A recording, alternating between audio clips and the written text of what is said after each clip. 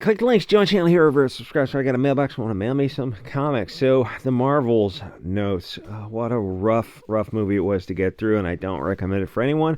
You'll see it when it comes to streaming or when it comes out, and you can go sail the high seas if you know what I'm talking about. Brie Larson's giant opening, sloppy mess. Thanks to Vegan for the tickets. I had said, if you guys buy me a ticket, I'll go see the movie and review it. That was also a mistake. I should not have said that. Thing is, I didn't want to go into the movie with a bias because I knew how bad the Captain Marvel was. So I tried to kind of clear my head of that.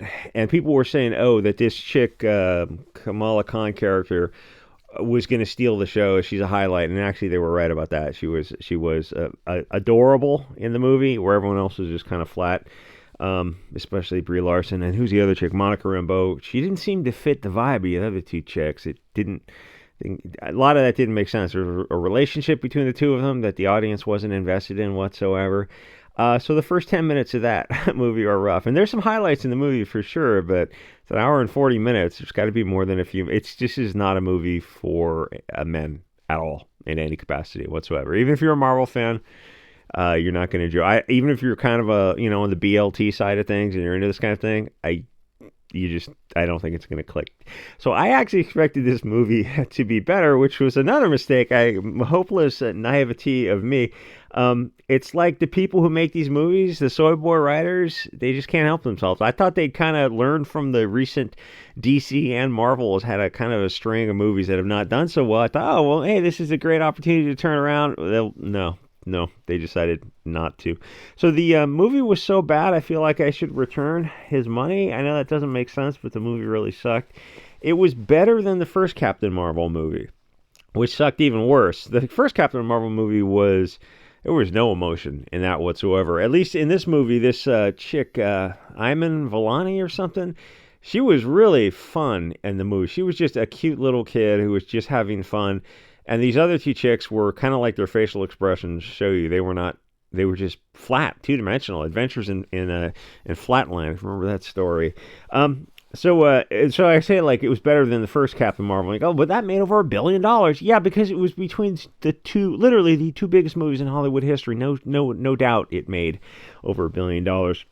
It still wasn't a good movie. And you know how I say what a good movie is? How many times did you watch it? That answers your question. Well, I saw it. Yeah, that's what I thought. You saw it once, and you might have turned it with. I remember when I saw the what was it, SS Squad Part 2, where I usually try to watch movies twice. When they're over, just immediately rewatch it, just to watch like the first 10 minutes again and make sure I got everything kind of figured out. And I put it on. I got through a few minutes. I'm like, I really don't want to watch this. And I turned it off, and I never saw it again. It was that bad. So Ms. Marvel saved this by being cute, but her family was just there for propaganda purposes. I can't really go into that on YouTube, but I think you know what's up with that. Don't say anything in the comments. The YouTube algorithm picks up all that stuff for Fig McDeer. So what a mistake it was to watch this movie. Don't do it. You'll regret it, and you'll regret even more if you paid for it or even if someone else paid for it. It's a whole lot of regret going in there.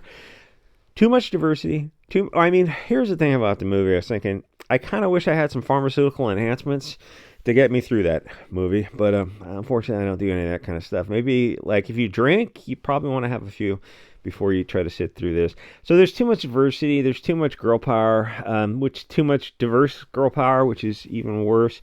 The only thing worth watching is the cat and a bunch of other cats in the movie, because a well-trained cat is pretty rare. So I kind of like that. I like cats quite a bit. I'm allergic to cats a little bit, so I don't really have a whole lot to do with them. But cats know when someone's allergic, and they will flock to me and try to rub around my legs and like beg for back scratches and stuff. And I had one who put his paws on his back paws on my left foot, and his front paws on my right foot. And it was arching his back, waiting for the scratches. I did give him some scratches, but I thought that was just the cutest thing in the world. And other cats will just kind of follow me around, waiting for, he's allergic! Track him down! Make him pet us! We're so adorable! It's funny, because other people will try to get cats to come to them, but if you're allergic, they'll come to you automatically. So far, Captain Marvel and the Captain and Ms. Marvel are okay in the movie. It's just you can't have women playing the lead roles for these things. And I love women. I'm not one of those people who is against women. I love women, great relationships with women. But you got to know what kind of stuff they're shining in. It's usually like romance, drama with some kind of romance backstory or romantic comedy. That's how women are wired. It is what it is. And everyone in this movie is a POC. there's like a token European every now and then. Why is this not? Why is it clipping? There's just way too much of that kind of stuff. Why do I want to see that? I don't. It doesn't make any sense to me. And if somebody responds to that with an ad hominem, it's like, well, you don't really have an argument. I'm just giving you an opinion. Well, you're a istophobic. Whatever. And you call everyone that. Well, everyone is istophobic. You're super duper Hugo Boss. I don't think so. Although Hugo Boss is pretty cool. They make some good uniforms. The thing is, it's just too much of that. It doesn't make sense. You have the black human, that chick there, with the hammer thing, who's playing some kind of alien, I guess, but she's speaking in an English accent. That's kind of weird. I personally cannot watch POCs because I have PTSD from Mary Sue's.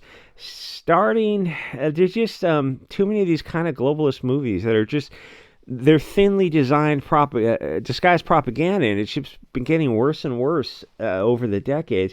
It's very traumatic for me to hear shitty rap music and watch these overpowered Mary Sues fight men who are only there to be beaten. Actually, that was in Birds of Prey, Harley Quinn, Birds of Prey or something, where there's a bunch of like 40 to 50-year-old women, and they're beating up these guys at an amusement park for some reason, and that's the whole theme of basically all this movie. And Marvel did it the same thing with Scarlett Johansson, who's just doing all these bizarre wrestling moves, like WWE wrestling type of stuff, where she's swinging around and knocking people out. It's like, yeah, I mean, that just, you really can't do that too often. I mean, that's not what female spies were, poisons and sneaking up on people and sleeping with them and that kind of stuff. So let me ask an obvious question. You got all these POC women, except they're fighting men. So why aren't the antagonists also POC women? Nobody wants to see this much vagina Mary Sue. Oh, okay. So this, who's this chick? That was actually a funny scene because she was the only one who couldn't fly. She was funny in the movie, but it's like I look at Brie Larson and I go, why didn't you make Brie Larson funny? She's the main character. Why the one sidekick is funny, and Monica Rambeau, she didn't do anything in the movie whatsoever. You really should have swapped her out with a beautiful blonde chick. It would have made more sense. The thing is, the actors in all this movie, it did fine. It's just there's too much diversity. It's cringe. People do not want that, especially now. I don't think there was any possible storyline that would have made this thing kind of make sense. It was just you went through a checklist and like, okay, we can't have any European actors whatsoever. And by diversity, usually mean black. That was like, this cast was just, I mean, this was kind of the whole vibe of, hey, okay, Brie Larson seems to be the token character. So the whole movie is just nonstop kind of POC people power, and which most people have zero interest in. I mean, why would people be interested in that kind of stuff? Everyone wants to see their tribe on screen. They don't want to see other people's tribe. That doesn't make sense. And you think, oh, well, we'll put a bunch of different people in it. So we've got East Asians, all Africans and Latins and whatever. It's like, so everyone will come see. It's like, it's not how it works. Actually, it's the opposite of that, how that works. But they, who's it? Leslie Headland, who had that great quote about, we're leaving money on the table by not doing this kind of globalist propaganda. It's like, it doesn't work like that. It's never worked like that. And how are your movies doing? Oh, they're not doing very well. So this blackish chick is talking in an English accent, but she's not English, and she's a different race from everybody else in her tribe, some of whom are clearly, I think, European, but they all have English accents.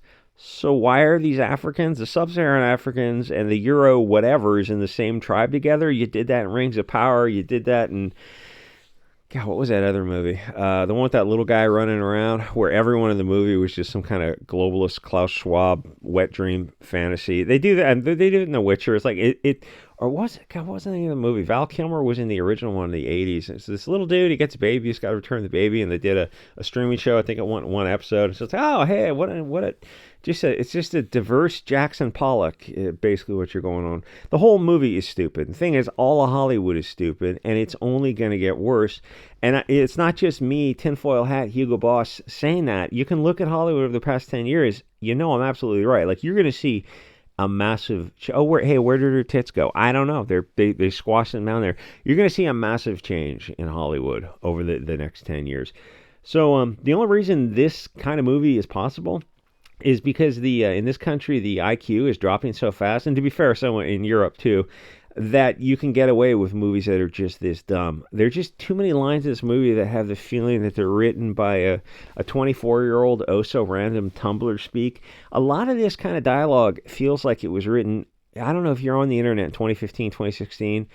It was like a quirky girl, oh so random, like the girls who write at the Mary Sue, who in real life are all about 200 pounds, but in their mind's imagination, they see themselves as adorably cute and quirky 20-something girls who are in that, what was that HBO show with that chick, that horse chick?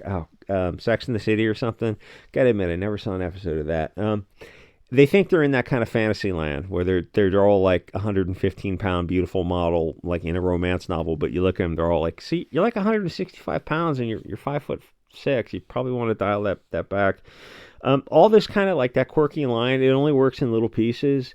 So everywhere they go in this movie, all these different groups they bump into, they're all these different human groups, but it's all like mostly blacks, Middle Eastern, kind of lacking East Asians. I think there was one who played the guy who was in a musical part, and that actually wasn't as stupid as it sounds. And Latins seem to have been the blacks were heavily overrepresented, and Europeans and Latins were underrepresented. It's the same stupid presentation with the Rings of Power. This is the worst period of Hollywood. None of these people in these different tribes are organically in the same tribe together. This level of, like this is a good example, this level of globalist stupidity, it's only sells to kids and college girls who are studying, humanities and sociology type of stuff. So you got this singing tribe, but it's full of Indians, sub-Saharan Africans, and everyone else on Earth, and I think the leader's some kind of East Asian or something. That's not how tribes evolve. That's how some Epstein in Hollywood, he just went down a checklist, and the United Colors of Bennington thing from those ads in the 80s. Or what was that Guess girl, Anna Nicole Smith, back in the 80s. So the movie is actually so stupid it hurts, and it's really hard to keep watching, except somebody paid for it. So the women just keep transitioning to these scenes where they're just pointlessly fighting and beating up men where there's no stakes, nothing matters. It's all just CGI and wire work. Nobody wants to see POC women roll around on a green room. This stuff just isn't believable with women in action roles. There's a deeper issue on why diversity doesn't work. It's kind of like a betrayal of tribalism, and the globalists are pushing it on purpose. And yes, there was a plot in this movie. People were confused because they said they didn't watch the Disney Plus and the streaming would have explained it. I didn't think it was confusing. It's just not the kind of movie where the plot matters. It's just like it's a movie made for a foreign market. This movie would probably do really well in China if there didn't have China doesn't like this kind of diversity type of stuff. They're into Asians or Europeans. But they like the CGI explosions. Like Transformers is a movie that doesn't need an accurate translation because it's just a bunch of CGI explosions and Megan Fox running with her boobs jiggling. So the thing is, it's the plot doesn't matter. It's all just non-white people power. That's the whole vibe of the movie. They set out to make a diverse movie, but they didn't set out to make a good movie, and there's a big difference between the two. Diversity just isn't believable. The problem is it's not a movie. It's just a Soros-level propaganda. This is a globalist movie. Nobody on Earth, no group is this diverse without killing each other within about 5 minutes, or as soon as they're subject to an external stressor. It's like psychologically, subconsciously, a metastable, unstable situation, and as soon as there's an external stressor, it just collapses immediately. It's like, oh, this team needs to rely on each other. It's like, yeah, that's just not how humans work. People hate each other. So this kind of movie is only good for brainwashed kids and their globalist teachers. But Brie Larson did lighten up a little bit in this movie, and I don't know if it's her fault, if that's her as an actor, or if it's the director's fault. They wanted a straight man. But she was a straight man, and Monica Rambeau is a straight man. And Monica Rambeau didn't need to even be in the movie at all. And Kamala Khan was the comic relief, and she was cute, and she was supposed to play a kid, but I think she's like 25 in real life. So you had just too much seriousness in a movie. It's like nobody takes women serious. I know there's like only 2 chicks listening to this, but it doesn't make sense. It's like you really need men for this movie, or put like 3 hot chicks in it, preferably blonde, blue-eyed European type of stuff. you just can't have all this kind of like vagina power diversity and expect people to enjoy it. Why exactly are all these different people friends? It's just not organic. People are tribal, and this isn't natural. And like, this isn't organic. Like, are there people who are, does this happen? Yeah, but you're showing the outliers. You're showing the statistical improbability, and it shows up every time in Hollywood. Every single, oh, hey, look, another diverse group of friends. It's every commercial in Hollywood. It's like, yeah, I don't want to see that. People are, especially now, people are getting into tribalism, so they kind of want to see that reflected on screens, which is the absolute what Hollywood is not going to show you, because like I said, they're a bunch of globalist parasite puppet master vermins who go to islands too. So it would have been better actually to go in the opposite direction with this movie and just made everyone European. If you went like some kind of Nordic, Aryan, Northern, Swedish like beer commercial type of thing, or light hair, light eyes, light features, I think that would have been much more believable. Would have been more enjoyable for me, because I'm really not into diversity if it means non-Europeans. If you wanted to use POCs for the aliens, that might have worked, because then you would have had a good contrast, but you just can't mix everyone up in every single, oh, hey, we're going to a foreign planet in a different part of the galaxy, a different arm of the galaxy, and oh, hey, it looks just like Earth, looks just like Los Angeles, where it's, black, Indian, Asian, Latin. Yeah, so that doesn't, no, it just looks like Hollywood checklist. That looks really dumb. Oh no, look, she's a black girl, but she has an English accent. Stop. That's not how I hear Rings of Power. It's a tribe of people, but one's sub-Saharan and one's European Irish girl. Like, yeah, that's a fantasy land. That's stupid. That's really stupid. Little kids will buy that, but all it takes is like they hit about 12, 13, and an adult starts pointing out all this kind of globalist propaganda. And when I was a kid, like, I'm glad that my dad, he didn't point out that kind of stuff, because it wasn't that much. Oh, there's the Asian dude. It wasn't that much, but he was pointing out like the technical problems with movies, and you hear that and you think like, oh, well, didn't that kind of ruin the movie? Yeah, but that was the point. The movies needed to be ruined because they were just really poorly researched, crappy propaganda, and they were lying to you. And people watch movies and their brains are confused with reality. And there's actually a study that came out and studied that. It's terrifying, where the more video presentations people watch, the less they are able to distinguish between actual memories and implanted memories. And there's this thing of this guy was talking about, people were not meant to watch movies made by a group of people with very, very, I mean, they're all Bolsheviks. They're all pushing Bolshevik propaganda. Like, everything's propaganda, but the problem with Hollywood is it's all this Bolshevik globalist propaganda. It's just made by the worst people on earth. Anyway, so there's like a deeper issue with why diversity ruins movies, because it kills the suspension of disbelief.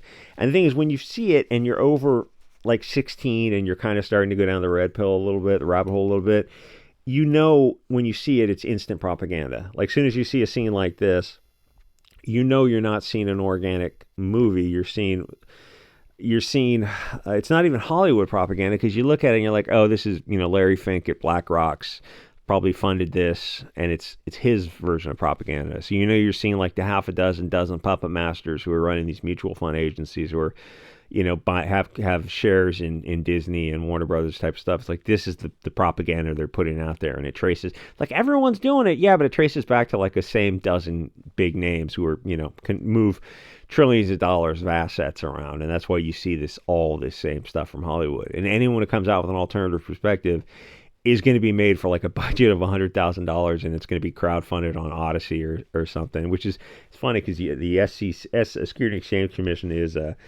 decided there's a little too much free speech on Odyssey, and they put it into receivership, so someone else is going to have to buy it. So it's like, Odyssey was the best live streaming freer speech platform. They're going to probably shut it down or sell it to somebody who's just going to turn it into Rumble, which means it'll have rules. It's like, oh, that's kind of weird. Really kind of makes you think. They really shutting down. The thing is, the white pill is, starting up a live streaming platform is only like $200,000 a year or less, even less than that. So it's not insurmountable to get a live streaming platform out there, which is, I have interest in this because someone just got me a computer to live stream with, and I got to figure it all out. It's like, it would have been cool to do it on Odyssey, but we'll probably on Rumble then. So go sub the Rumble channel, and I think I think I can dog whistle. I don't think I can live stream on YouTube. I'm too much for YouTube, but I think I can keep it cool enough For Rumble, D Live, and then there's like a half a dozen other kind of alternative sites out there that if I can set up a massively parallel live streaming thing, I can have fun with that. But I just don't think I can do it on YouTube because YouTube is just so sensitive, even for live streams. And I'm not even talking about like dropping epithets or anything like that. It's just their algorithm picks up things. And even if you want to show clips, it's like they'll shut your stream down if you show a clip because they're just so censorious. Anyway, this was crap. I feel bad for taking the money for this, even to watch the movie. Not worth watching at all. I thought they'd improve it. They didn't. She was the only one who was kind of mildly interesting. She was cute and adorable. Like, you would have, I think, been better. I know this sounds crazy. It's like having her be in the starring role of the movie. And you should have got rid of this chick completely. She didn't do anything in the movie. She was just, they had some kind of like pseudo relationship where Brie Larson disappointed her as her kid, but she's in this Monica Rambeau's an adult. And as an adult, you don't, like, you remember the things that upset you as a kid, but she's like 30 or 40 in this. You don't, you know that those are just the feelings of a kid, where Brie Larson was flying around the galaxy and she accidentally slaughtered some group of people. It's like, whatever. There's no stakes in this. Like I say, the plot doesn't matter because there's no mass, there's no weight to any of the plot points. It's like you don't take women seriously in these kind of roles where she's a superpower girl. It's like, no, the women just don't do this. Like all the models of gods and the heroes' journeys and the patriarchy, it's like that's all male mythology, male psychology. It goes back millions of years. This just isn't what women do, because they all have ovaries and uteruses. That's the golden sacred part of woman, is her ability to be fertile and bring new life. That's the point of a woman. And the woman doesn't put herself or her fertility at risk when she's within that window of, human history. When have women been fertile? From, I don't know, 15 to 30-ish is like, that's that peak window of fertility. It's really probably, like, peaks around, it peaks young, unfortunately, but it is what it is. It's like you just don't see women going out to be soldiers, because if one woman dies, then she's not able to carry life for the next 9 months, and then breastfeed the kid for several years, and then teach the kid for up until age of maturity, and be part of a tribe where if one man dies, a man is essentially just a soldier or a sperm donor. It's like men are genetically or biologically very replaceable to the tribe, where a woman and her fertility is not. So women are very conscious of protecting their fertility, protecting their eggs, their ability to procreate. So women don't do this kind of high-risk adventure stuff. And we know that because we have millions of years of hardwiring telling us, protect the eggs, protect the bearer of life. Men are just creators of sperm. And they're soldiers, they're important, but it's like one man can impregnate, 5 women a night if he's young enough. But one woman can only be pregnant with one kid for 9 months and then breastfeed. You get the idea. It's like there's a biological difference. And when you're seeing women, these two chicks are in their 30s or 40s now, and this chick's in her 20s. None of it just doesn't. You don't buy it. You watch it, you don't buy it. It doesn't have the depth. Anyway, like, comment, subscribe. See you guys all next episode.